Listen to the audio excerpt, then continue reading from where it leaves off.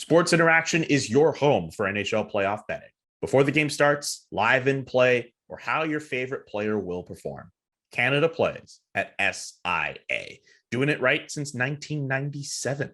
With the most competitive odds, Sports Interaction makes it easy to deposit, play, and cash out. Head to sportsinteraction.com/SDPN.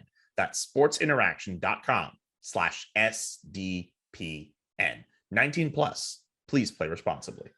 By the way, you did write about the Auston Matthews situation you are bringing up here. Every offseason move the Leafs make will be about Auston Matthews. The stakes are high. That is in the Toronto Star.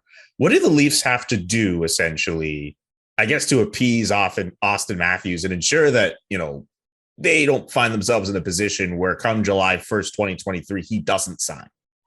Well, this guy wants to win. He's at the point, he's got his second Rocket Richard trophy now. In a month's time, he might have a Hart trophy. He might have a Ted Lindsay award in his cabinet. Even if he doesn't win those, he's got the Calder trophy from his rookie season. He's done enough individual award winning. He wants to win. He wants to be playing the games in late May and June and have a chance to win the Stanley Cup. And so I think first and foremost, when he signs that next contract, wherever it is, he's going to be signing in a place he believes he's got a great chance to win. And so, I think how you extrapolate that from a Leaf standpoint is that's great because his goals align exactly with what the Maple Leafs want to do, right? As an organization, if he was signed for 7 more years as of right now, they'd be doing everything they can this summer to try to build a team to win. Like they are clearly in an all-in mode. There's no thinking about a rebuild. There's no future considerations here. Like the future is next season. How do you make every move possible to try to win a championship? And so, his goals are aligned with the organization that way. I know there's all this speculation like, oh, he wants to go home and play in Arizona and all that stuff. I think you can completely toss that out the window myself. The Coyotes arena situation is still unresolved. They're going to play on a college campus for next 3 or 4 years, maybe longer. I don't see that being a fit for someone like Auston Matthews. So this won't be a Tavares or Stamkos like courting where you're trying to pull out the heartstrings and play in a home place. And so, where does he want to play? He wants to play somewhere that he can show his best, where he can be his best, where he can win a cup, where he can live a good life. And I think Toronto does tick all those boxes. The question is, how is he going to be feeling a year from now about the direction of the organization? They might have to take a step back. This is a flat cap world, right? This is the challenge. It's a huge challenge. John Tavares is going to make $11 million again next year. Well, he's going to be another year older.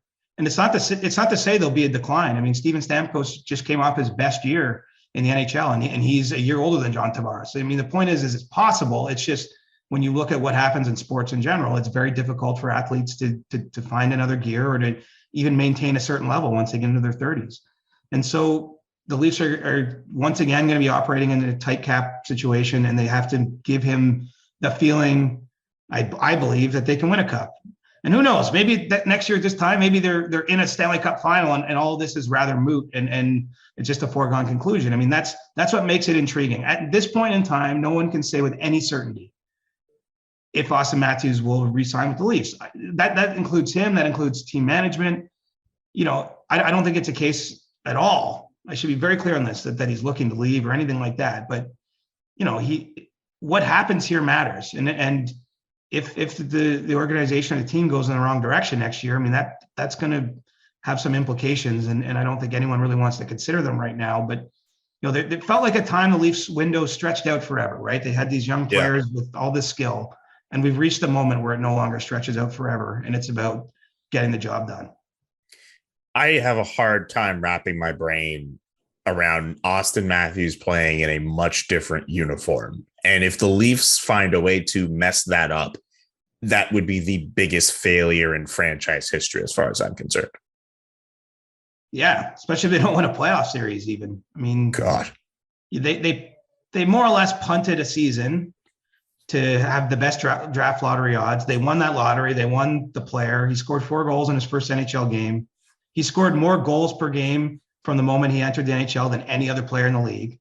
He plays center. Keep in mind, not a lot of centers are goal scorers. A lot of the best goal scorers tend to be wingers that get the puck distributed to them. He truly does things that other players don't do, which again is a different conversation. It is the best in the league. What we just saw from Connor McDavid in round 1, he's without question one of the best in the league, and there's no one else to replace him. Like there's not even a conversation to be had there. And so, yeah, he gave the organization a reason for hope. And that hope is slowly, time is sucking that hope out of the jar a little bit. And, you even heard this in Sheldon Keefe's remarks right after the Game 7 loss. Like he's like, yeah, we earned respect, but this is a winning business. We've got to find a way to do that. Like I don't think I'm saying anything here the organization doesn't deeply, deeply understand. I mean, the stakes on the next season in Toronto are so high.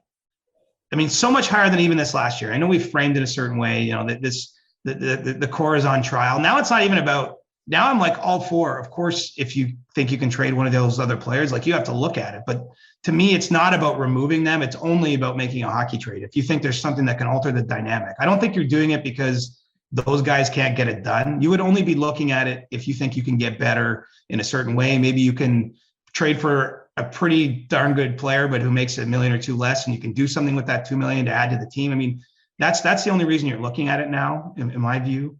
But everything has to be on the table because, you just can't be in a position where Auston Matthews doesn't want to sign that deal July 1st, 2023.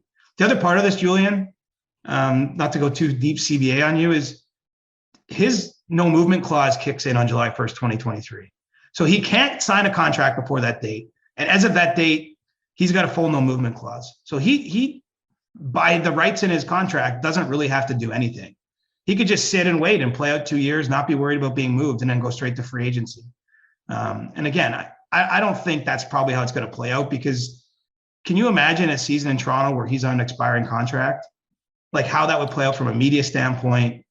The talk around him, it happened with Steven Stamkos in Tampa. With respect to the Tampa media, my friends down there, it's not the same firestorm, right? John Tavares played out the final year of his deal in Long Island. Wasn't quite the same firestorm. I think it would be such a distraction. It wouldn't be good for either the player or the team. And so really it's 13 to 14 months from now when then this is going to be decided one way or another, and they have to figure out what's happening. And so it sets up as a rather big 13 to 14 months for the organization and for Auston. I'm just picturing like those, say there's just Discord, shout out Discord, by the way. There's like problems between the team and Auston Matthews. And like every week people are asking, what's going to happen? Is he going to stay? Is he going to resign? Like every episode, like we'd have to do like an Auston Matthews vibe check every episode we do of the CJ show. If that it's a being the case, we'd be adding a game over Auston Matthews. It's just like after every Leafs game, they just talk for an hour about what it may mean or not mean for his future with the organization. And people would watch that. People would genuinely watch a game over Auston Matthews if it got to that point. People have been watching Steve Dangle scream into a webcam for 15 years. Of course, people would watch that. Oh, my God. I'll say this, though. While I still have a hard time picturing him leaving Toronto, like if I'm the Rangers, depending on where I'm at in my progression as a team, I'm looking at it, Chicago, Los Angeles, some of the bigger media markets in the States. I get why you don't want it to be a distraction if you're Auston Matthews, but knowing the talent that you have and the box office potential that you have, I feel like you kind of have to listen to some of these offers. Maybe. I don't think he wants to leave, though. Like that, this isn't, I don't want to put out the wrong tone here. It's more that this is just urgent because the big moment is arriving. Like, I don't get the sense at all this is a guy looking to leave. I think he loves Toronto. I think he understands that he's on probably the biggest stage in the sport in terms of media coverage and, like the fan support the team gets and, a media market. He can go live still, wherever he wants in the offseason, even after a successful season for a few months. Like that, I don't think that there's a guy looking to get out, but he wants to have the greatest career possible. I mean, we're watching someone who's going to go in the Hockey Hall of Fame one day. And there's only so many players under the age of 25. You can say that with certainty. I'm actually at the point with him. I think you can say it with certainty. And so this is just about having a Hall of Fame career. Like what do these guys want to do? Right. Like Tom Brady collected rings.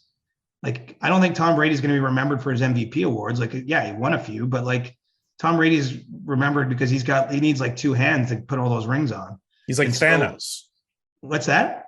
He's like Thanos. Exactly. Yeah. And so Auston, let's put in hockey, I don't know if anyone is going to need two hands. I mean, not since the Canadians players in the 70s or whatever for all the rings, but like it's about chasing championships at this point. I think he's done all he needs to do from an individual level. I don't even think it's important that he chases 60 goals again next year. Honestly, like the fact he's done it once, if he has to sacrifice a few goals to help team goals, if he, whatever it is, I think really it's this, he's getting to the stage of his career. It's all about the cup. And so Toronto has to keep giving him a feeling that if he signs, whatever it ends up being, 2, 3, 4, 5, 6, 7, 8 years extension, that he's going to have a chance to win a cup each of those seasons.